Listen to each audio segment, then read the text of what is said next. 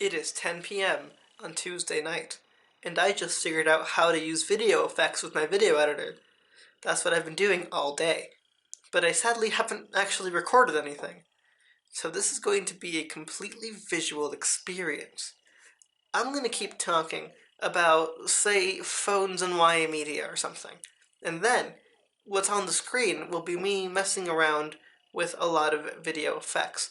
So, how do you get rid of phones in media? And so the question is, why do you get rid of phones in YA media? Well, since these days smartphones can do basically anything, we need to get rid of them. At least for the climax of your story. Because if you're going to separate your main characters, you can't have them all be able to call each other. And if they're going to put them in danger, you can't let them have the ability to call the police or any form of help. And if they're going to face a problem that would be easier with their phones, but you don't exactly... I mean, if they're going to be in a problem that's going to be easier with their phones, well, you don't want them to solve the problem easily, because this isn't going to be some sort of Deus Ex Machina thing. No, no, no, no. This is a YA novel. And you can't have your characters just solving every single problem by Googling how to tighten a doorknob or something.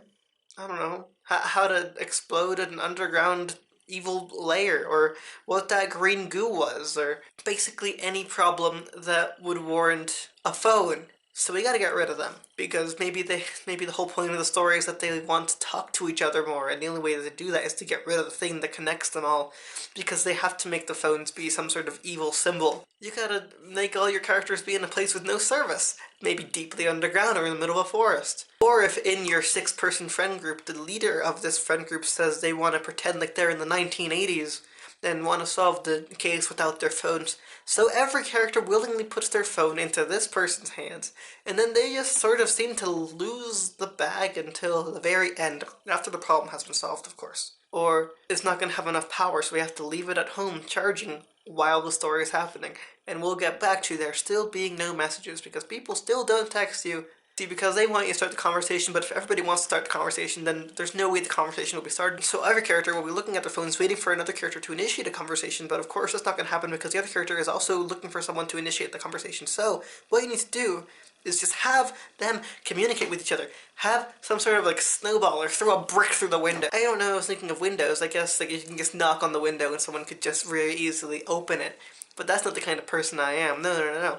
If I'm writing a YA novel, I gotta have it be as drastic as possible, especially in the first act. You gotta have some sort of inciting incident, like say the main character's best friend threw a brick at the main character's window. And that's why in the climax of most stories set in this day and age, the characters don't have their phones because it's really hard to write with them. They're basically cure-all to all the problems. And now you'll be the one noticing when this is happening, and you'll be able to tell all your friends that, hey, this is the point in the movie where they're getting rid of the phones. Which means that something drastic is going to happen that is going to make them want to have them, but they won't be able to.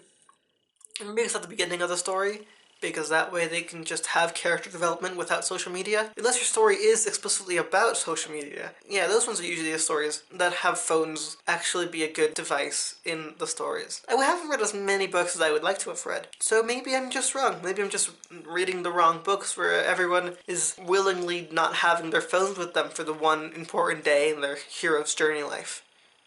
Who knows? Have a good day!